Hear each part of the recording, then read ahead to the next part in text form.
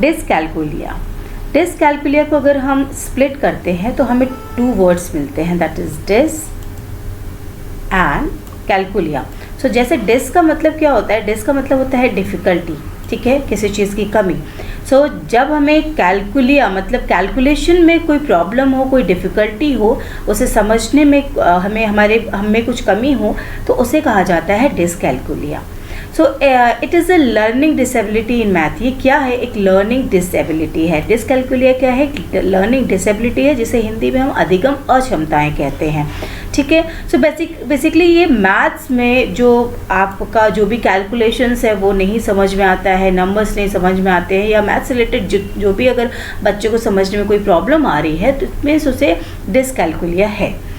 Now, strong connection between dyscalculia and dyslexia. So there is a strong connection between these two. So देखिए dyslexia जो है मैंने आपको पहले की वीडियो में भी बताया है, उसके लिंक भी नीचे आपको मिल जाएंगे डिस्क्रिप्शन बॉक्स में। So dyslexia जो है वो बेसिकली रीडिंग में प्रॉब्लम आती है, बच्चा समझ नहीं पाता है कि वो वर्ड क्या है। उसी तरीके से जो डिसकैलकुलिया है उसमें बच्चे को रीडिंग में प्रॉब्लम आ सकती है उसमें भी, कि ये नंबर क्या है, 6 है कि 9 है ना, या किसी भी तरह का कोई भी नंबर उसे नहीं समझ में आता है। या अगर आप अभी आगे पढ़ेंगे तो आप देखेंगे कि मोर और लेस नहीं समझ में आता है, क्या चीज़ ज़्यादा है क्या चीज़ कम है, तो इस तरीके से उसे प्रॉब्लम होती है। सो जिस तरीके से डिसलेक्सिया में बच्चे को प्रॉब्लम होती है और एक दूसरे से सारी चीज़ें कनेक्टेड होती हैं, लाइक रीडिंग में प्रॉब्लम है तो बच्चे को राइटिंग में भी प्रॉब्लम आएगा, उसके अंडरस्टैंडिंग में भी प्रॉब्लम आएगा। उसी तरीके से डिसकैलकुलिया में मैथ्स को रीड करना, मैथ्स के क्वेश्चंस को रीड करना, उसको समझना, उसको लिखना, इन सारी चीज़ों में प्रॉब्लम आती है। So it's a common it is common as dyslexia. And इसमें क्या प्रॉब्लम है, न्यूरोलॉजिकल डिसऑर्डर दोनों में होता है। जैसे डिसलेक्सिया भी एक न्यूरोलॉजिकल डिसऑर्डर है, नर्व्स का कुछ सिस्टम है, उसका जो कुछ आप कह सकते हैं जो फंक्शन है, उसका स्ट्रक्चर है, उसमें डिफरेंसेस होते हैं, ठीक है। उसी तरीके से डिसकैलकुलिया में भी होता है। रीडिंग इश्यूज आते हैं, लाइक डिसलेक्सिया में रीडिंग इश्यूज हैं, उसी तरीके से डिसकैलकुलिया में भी रीडिंग इश्यूज आते हैं। Now they often struggle with key concepts like bigger versus smaller, more versus less, है ना, कि क्या चीज़ बड़ा है क्या छोटा है, कौन सा नंबर बड़ा है कौन सा नंबर छोटा है, which is more which is less, ये बच्चों को समझने में बहुत डिफ़िकल्टी होती है। वी कैन से कि बच्चों को क्वांटिटी मेज़र करने में, या क्वांटिटी को आइडेंटिफाई करने में, नंबर्स आइडेंटिफाई करने में, या कैलकुलेशंस करने में, या डिस्टेंस भी अगर आप पूछ लेंगे यहाँ से वहाँ तक कितना हो सकता है, कुछ आइडिया उन्हें उस चीज़ का आइडिया नहीं हो पाता है, वो नहीं समझ पाते हैं, ठीक है। उन्हें नंबर्स के साथ काफ़ी डिफ़िकल्टी होती है। अगर 7 एप्पल्स हैं, 7 ब्लॉक्स हैं, तो उन्हें नहीं समझ में आएगा कि 7 रीडिंग में कैसे होगा, या राइटिंग में भी 7 ऐसे लिखा जाता है। वो सिम्बल्स भी उसको उन बच्चों को नहीं समझ में आ पाता है। आगे देखते हैं, learning disability in maths very greatly depending on the child's other strength and weaknesses. देखिए सभी बच्चों में कुछ स्ट्रेंथ एंड वीकनेसेस होती है, और लर्निंग डिसेबिलिटी मैथ्स में स्पेशली डिपेंड करता है कि उसके अंदर क्या स्ट्रेंथ है, क्या वीकनेस है। लाइक लिंग्विस्टिक, उसकी लैंग्वेज समझने की क्या पावर है, उसकी परसेप्शन क्या है, वो सब्जेक्ट को लेके क्या परसेप्शन बना रखा है, वो अटेंशन देना चाहता है उस सब्जेक्ट को कि नहीं, या उसका अटेंशन किस साइड है, ये सारी चीज़ें भी डिपेंड करती हैं कि वो मैथ्स में उसकी लर्निंग डिसेबिलिटी क्यों है, ठीक है। A child's ability to do maths will be affected by a visual disorder, difficulty with sequencing, memory और ऑर्गेनाइजेशन। देखिए जो डिसेबिलिटी है मैथ्स को समझने में, वो और भी कई चीज़ों से अफेक्ट हो सकती है, लाइक विजुअल डिसऑर्डर, मतलब जो देखने की जो क्षमता होती है, जो रेटिना में कुछ प्रॉब्लम हो जाता है आइज़ में, और सही से आप देख नहीं सकते हैं, आपको लाइक नाइट ब्लाइंडनेस है, मून ब्लाइंडनेस है, तो भी वो एक तरह से प्रॉब्लम क्रिएट करता है अंडरस्टैंडिंग में, मैथ्स को समझने में, अपनी उसकी एबिलिटी में। और उसके अलावा बच्चों का अगर सिक्वेंसिंग नहीं समझ में आ रहा है, bottle then glass then bottle then glass, उस तरीके से सिक्वेंस नहीं कर पा रहा है चीज़ों को, है ना, और अगर मैं उसको याद नहीं रह रहा लंबे टाइम तक, चीज़ों को ऑर्गेनाइज नहीं कर पा रहा है, नंबर्स को सेट नहीं कर पा रहा है, जो आप कहते हैं जैसे एक हमें इक्वेशन बनाना होता है वो बच्चा नहीं बना पा रहा है, तो ये सारी चीज़ें जो हैं सभी चीज़ें अफेक्ट करती हैं उसकी एबिलिटी को। तो इन सभी चीज़ों से प्रॉब्लम होती है बच्चों को मैथ्स समझने में। अगर ये सारी कमी है तो मैथ्स वो उसके लिए डिफ़िकल्ट हो जाता है। ना यहाँ हम देख सकते हैं डिफ़िकल्टीज़ एसोसिएटेड विद डिसकैल्कुलिया। तो क्या क्या डिफ़िकल्टीज़ आ सकती हैं, like planning, scheduling and being on time.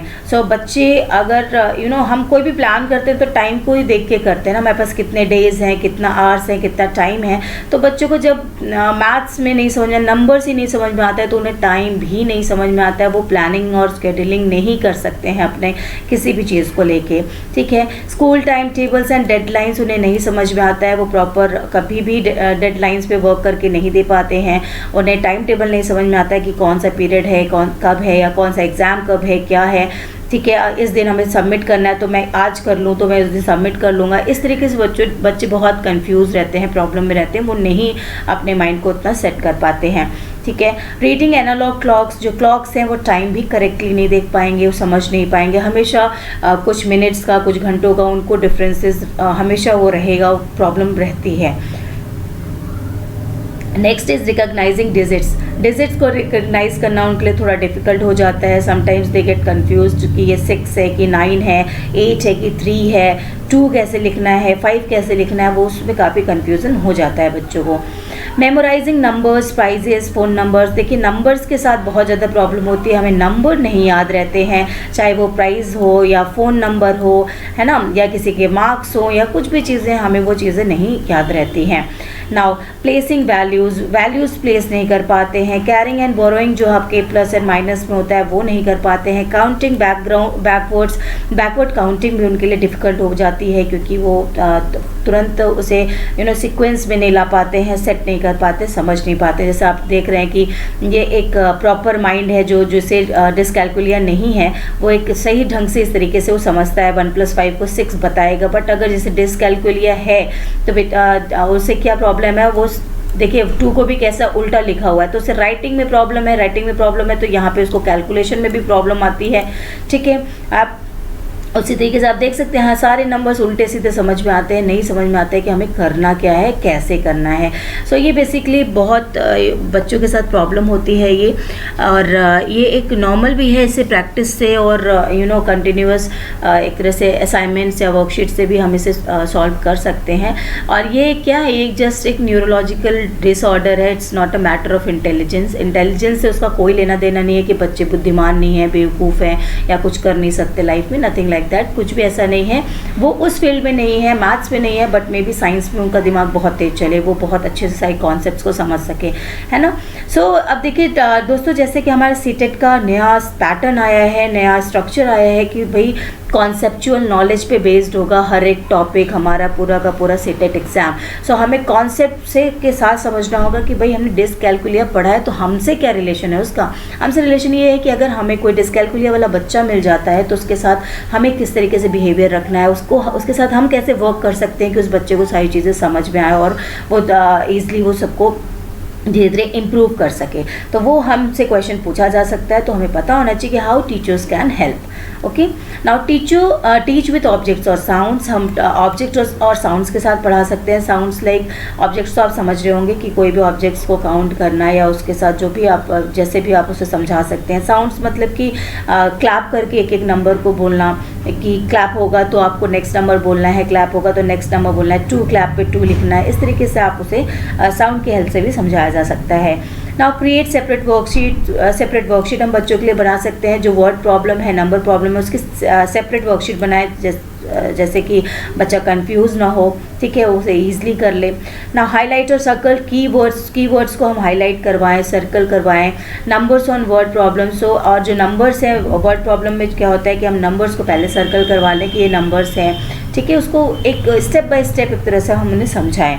Extra time they test के लिए, थोड़ा सा इन बच्चों की स्पीड स्लो होती है, उन्हें समझने में टाइम लगता है, तो हमें उन्हें एक्स्ट्रा टाइम भी देना चाहिए। Give step by step instructions and tell students to repeat them. अब जो भी हम स्टेप बाय स्टेप इंस्ट्रक्शन उन्हें दे रहे हैं कि इस क्वेश्चन को कैसे सॉल्व करना है, तो उसे बच्चों को बोलना है कि आप ही उसको रिपीट करिए, मेरे साथ बोलिए या मेरे आफ्टर बोलिए।